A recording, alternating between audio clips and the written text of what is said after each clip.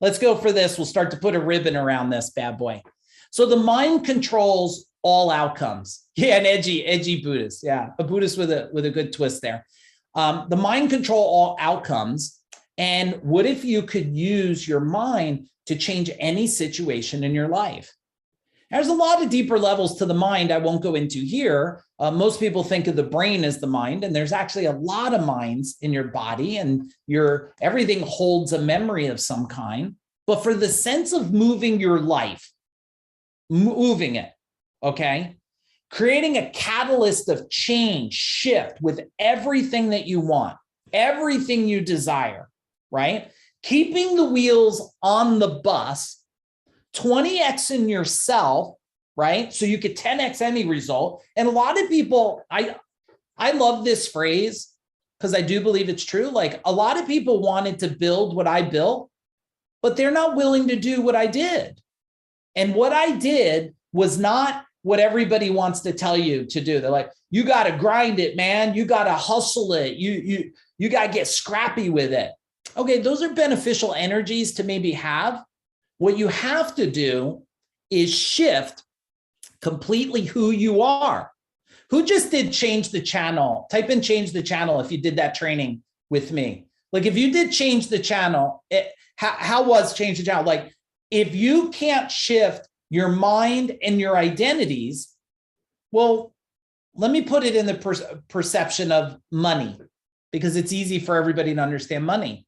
Like if you can't gain a $10 million bank account with like $1 million thinking, you just can't gain $10 million in your bank account.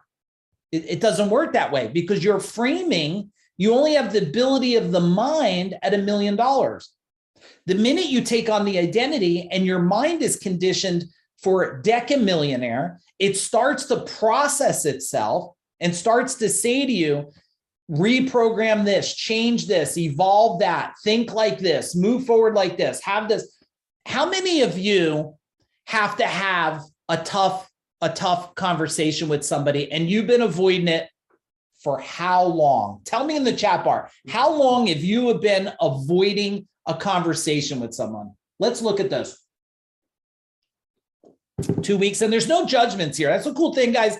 In our world, Danielle, there's no judgments. If you want to, eat butterflies and snort chocolate, like no judgments from me. I'm just here to serve you guys. I know the rest of the world wants to plague you, is good or bad, right? 15 years, right? Months, too long, 10 years. Now, if you look at this, 6 months, if you look at, you have to say to yourself, hang on a minute. I don't have, a lot of people will say, well, you have stress over the situation and you're avoiding conflict. You're not avoiding conflict. You're not. You're avoiding a new thinking process. You're just avoiding a new way to think. And the pain feels so tough for you, you don't want to have the conversation. And before you know it, a year, another year, another year. And then what happens is it gets to the point you finally have the conversation, but you lost a decade. Has anybody ever lost a decade in their life? Not taking action on something? You lost a whole decade?